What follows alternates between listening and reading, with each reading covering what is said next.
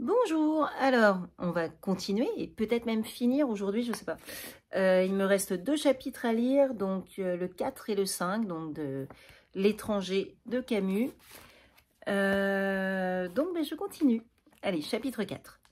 Même sur un banc d'accusés, il est toujours intéressant d'entendre parler de soi.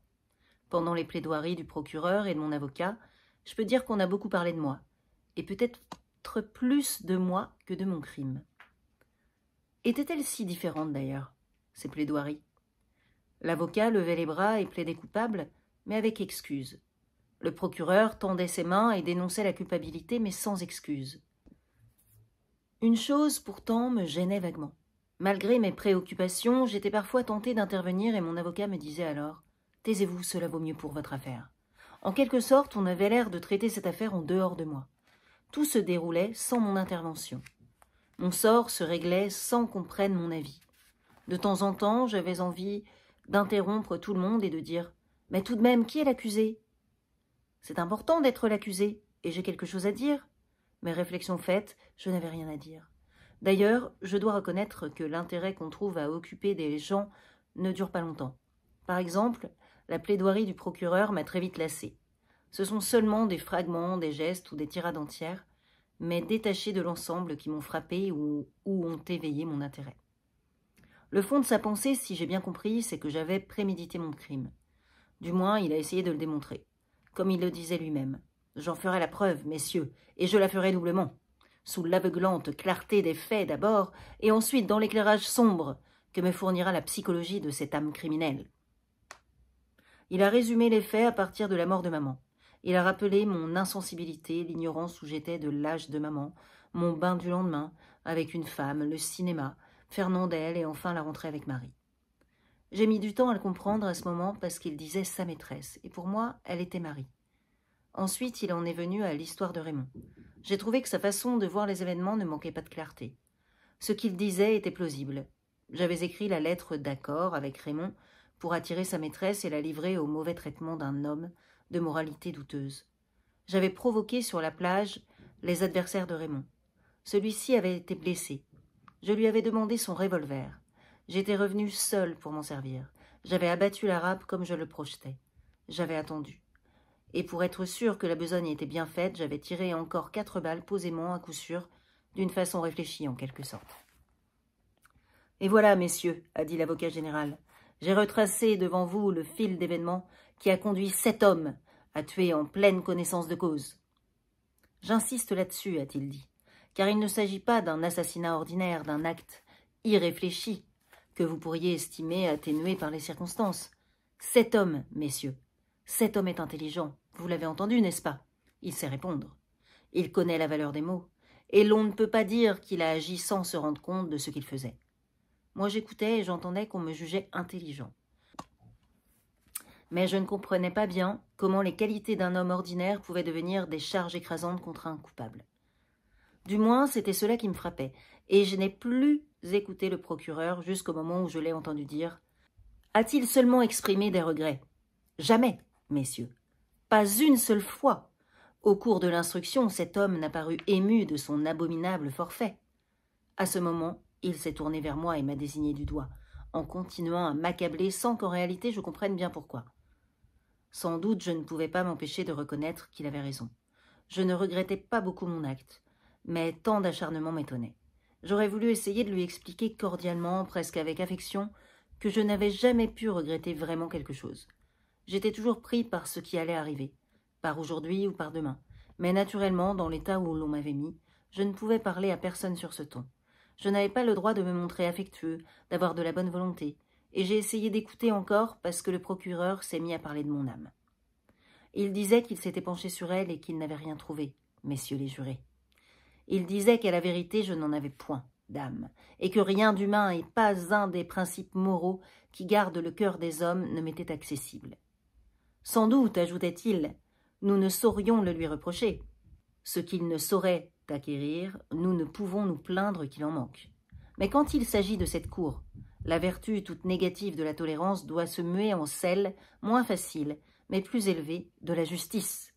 Surtout lorsque le vide du cœur, tel qu'on le découvre chez cet homme, devient un gouffre où la société peut succomber. C'est alors qu'il a parlé de mon attitude envers maman. Il a répété ce qu'il avait dit pendant les débats. Mais il a été beaucoup plus long que lorsqu'il parlait de mon crime. Si long même que, finalement, je n'ai plus senti que la chaleur de cette matinée. Jusqu'au moment, du moins, où l'avocat général s'est arrêté et après un moment de silence a repris d'une voix très basse et très pénétrée. « Cette même cour, messieurs, va juger demain le plus abominable des forfaits, le meurtre d'un père. » Selon lui, l'imagination reculait devant cet atroce attentat. Il osait espérer que la justice des hommes punirait sans faiblesse. Mais il ne craignait pas de le dire. L'horreur que lui inspirait ce crime le cédait presque à celle qu'il ressentait devant mon insensibilité. Toujours selon lui, un homme qui tuait moralement sa mère se retranchait de la société des hommes au même titre que celui qui portait une main meurtrière sur l'auteur de ses jours. Dans tous les cas, le premier préparait les actes du second. Il les annonçait en quelque sorte et il les légitimait. « J'en suis persuadé, messieurs, a-t-il ajouté en élevant la voix. Vous ne trouverez pas ma pensée trop audacieuse si je dis que l'homme qui est assis sur ce banc est coupable aussi du meurtre que cette cour devra juger demain.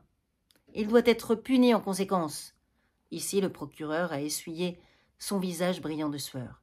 Il a dit enfin que son devoir était douloureux, mais qu'il l'accomplirait fermement.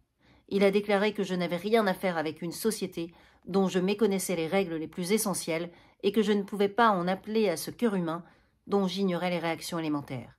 « Je vous demande la tête de cet homme, a-t-il dit, et c'est le cœur léger que je vous la demande, car s'il m'est arrivé au cours de ma déjà longue carrière de réclamer des peines capitales, jamais autant qu'aujourd'hui je n'ai senti ce pénible devoir compensé, balancé, éclairé par la conscience d'un commandement impérieux et sacré, et par l'horreur que je ressens devant un visage d'homme où je ne lis rien que de monstrueux. » Quand le procureur s'est rassis, il y a eu un moment de silence assez long. Moi, j'étais étourdie de chaleur et d'étonnement. Le président a toussé un peu et sur un ton très bas, il m'a demandé si je n'avais rien à ajouter. Je me suis levée et comme j'avais envie de parler, j'ai dit, un peu au hasard d'ailleurs, que je n'avais pas eu l'intention de tuer l'arabe. Le président a répondu que c'était une affirmation, que jusqu'ici il saisissait mal mon système de défense et qu'il serait heureux, avant d'entendre mon avocat, de me faire préciser les motifs qui avaient inspiré mon acte. J'ai dit rapidement, en mêlant un peu les mots et en me rendant compte de mon ridicule, que c'était à cause du soleil. Il y a eu des rires dans la salle. Mon avocat a haussé les épaules et tout de suite après on lui a donné la parole. Mais il a déclaré qu'il était tard, qu'il en avait pour plusieurs heures et qu'il demandait le renvoi à l'après-midi. La cour y a consenti. L'après-midi, les grands ventilateurs brassaient toujours l'air épais de la salle, et les petits éventails multicolores des jurés s'agitaient tous dans le même sens. La plaidoirie de mon avocat me semblait ne devoir jamais finir. À un moment donné, cependant, je l'ai écouté, parce qu'il disait, il est vrai, que j'ai tué. Puis il a continué sur ce ton, disant « je » chaque fois qu'il parlait de moi. J'étais très étonnée. Je me suis penchée vers un gendarme et je lui ai demandé pourquoi. Il m'a dit de me taire, et après un moment, il a ajouté « Tous les avocats font ça. » Moi, j'ai pensé que c'était m'écarter encore de l'affaire, me réduire à zéro, et en un certain sens se substituer à moi. Mais je crois que j'étais déjà très loin de cette salle d'audience. D'ailleurs, mon avocat m'a semblé ridicule. Il a plaidé la provocation très rapidement, et puis lui aussi a parlé de mon âme. Mais il m'a paru qu'il avait beaucoup moins de talent que le procureur. Moi aussi, a-t-il dit, je me suis penché sur cette âme. Mais contrairement à l'éminent représentant du ministère public, j'ai trouvé quelque chose. Et je puis dire que j'y ai lu à livre ouvert. Il y avait lu que j'étais un honnête homme, un travailleur régulier, infatigable, fidèle à la maison qui l'employait, aimé de tous et compatissant aux misères d'autrui. Pour lui, j'étais un fils modèle qui avait soutenu sa mère aussi longtemps qu'il l'avait pu. Finalement, j'avais espéré qu'une maison de retraite donnerait à la vieille femme le confort que mes moyens ne me permettaient pas de lui procurer. « Je m'étonne, messieurs, a-t-il ajouté, qu'on ait mené si grand bruit autour de cet asile. Car enfin, s'il fallait donner une preuve de l'utilité et de la grandeur de ces institutions, il faudrait bien dire que c'est l'État lui-même qui les subventionne. » Seulement, il n'a pas parlé de l'enterrement, et j'ai senti que cela manquait dans sa plaidoirie. Mais à cause de toutes ces longues phrases, de toutes ces journées et ces heures interminables pendant lesquelles on avait parlé de mon âme, j'ai eu l'impression que tout devenait comme une eau incolore où je trouvais le vertige. À la fin, je me souviens seulement que, de la rue, et à travers tout l'espace des salles et des prétoires, pendant que mon avocat continuait à parler, la trompette d'un marchand de glace a résonné jusqu'à moi. J'ai été assaillie des souvenirs d'une vie qui ne m'appartenait plus, mais où j'avais trouvé les plus pauvres et les plus tenaces de mes joies. Des odeurs d'été, le quartier que j'aimais, un certain ciel du soir, le rire et les robes de Marie, tout ce que je faisais d'inutile en ce lieu m'est alors remonté à la gorge, et je n'ai eu qu'une hâte, c'est qu'on en finisse et que je retrouve ma cellule avec le sommeil. C'est à peine si j'ai entendu mon avocat s'écrier pour finir que les jurés ne voudraient pas m'envoyer à la mort, un travailleur honnête, perdu par une minute d'égarement, et demander les circonstances atténuantes pour un crime dont je traînais déjà, comme le plus sûr de mes châtiments, le remords éternel. La cour a suspendu l'audience et l'avocat s'est assis d'un air épuisé. Mais ses collègues sont venus vers lui pour lui serrer la main. « J'ai entendu. Magnifique, mon cher. » L'un d'eux m'a même pris à témoin. « Hein » m'a-t-il dit. J'ai acquiescé, mais mon compliment n'était pas sincère parce que j'étais trop fatiguée. Pourtant, l'heure déclinait, au dehors, et la chaleur était moins forte. Aux quelques bruits de rue que j'entendais, je devinais la douceur du soir. Nous étions là, tous, à attendre. Et ce qu'ensemble nous attendions ne concernait que moi. J'ai encore regardé la salle. Tout était dans le même état que le premier jour. J'ai rencontré le regard du journaliste à la veste grise et de la femme automate. Cela m'a donné à penser que je n'avais pas cherché Marie du regard pendant tout le procès. Je ne l'avais pas oubliée, mais j'avais trop à faire. Je l'ai vue entre Céleste et Raymond. Elle m'a fait un petit signe comme si elle disait « enfin ». Et j'ai vu son visage un peu anxieux qui souriait. Mais je sentais mon cœur fermé, et je n'ai même pas pu répondre à son sourire. La cour est revenue. Très vite, on a lu au juré une série de questions. J'ai entendu coupable de meurtre, préméditation, circonstances atténuantes. Les jurés sont sortis et l'on m'a emmené dans la petite pièce où j'avais déjà attendu. Mon avocat est venu me rejoindre. Il était très volubile et m'a parlé avec plus de confiance et de cordialité qu'il ne l'avait jamais fait. Il pensait que tout irait bien et que je m'en tirerais avec quelques années de prison ou de bagne. Je lui ai demandé s'il y avait des chances de cassation en cas de jugement défavorable. Il m'a dit que non. Sa tactique avait été de ne pas déposer de conclusion pour ne pas indisposer le jury. Il m'a expliqué qu'on ne cassait pas un jugement comme cela pour rien. Cela m'a paru évident et je me suis rendue à ses raisons. À considérer froidement la chose, c'était tout à fait naturel. Dans le cas contraire, il y aurait trop de paperasse inutile. De toute façon, m'a dit mon avocat, il y a le pourvoi. Mais je suis persuadée que l'issue sera favorable. Nous avons attendu très longtemps, près de 3/4 d'heure, je crois. Au bout de ce temps, une sonnerie a retenti. Mon avocat m'a quitté en disant « Le président du jury va lire les réponses. On ne vous fera entrer que pour l'énoncé du jugement. » Des portes ont claqué. Des gens couraient dans des escaliers dont je ne savais pas s'ils étaient proches ou éloignés. Puis j'ai entendu une voix sourde lire quelque chose dans la salle. Quand la sonnerie a encore retenti, que la porte du box s'est ouverte, c'est le silence de la salle qui est monté vers moi. Le silence et cette singulière sensation que j'ai eue lorsque j'ai constaté que le jeune journaliste avait détourné ses yeux. Je n'ai pas regardé du côté de Marie. Je n'en ai pas eu le temps parce que le président m'a dit, dans une forme bizarre, que j'aurais la tête tranchée sur une place publique, au nom du peuple français.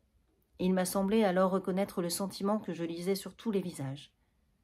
Je crois bien que c'était de la considération. Les gendarmes étaient très doux avec moi. L'avocat a posé sa main sur mon poignet. Je ne pensais plus à rien. Mais le président m'a demandé si je n'avais rien à ajouter. J'ai réfléchi, j'ai dit non. C'est alors qu'on m'a emmenée. Fin du 4e chapitre. Donc là, il reste un dernier chapitre. Je vais terminer tout ça. Bonne journée.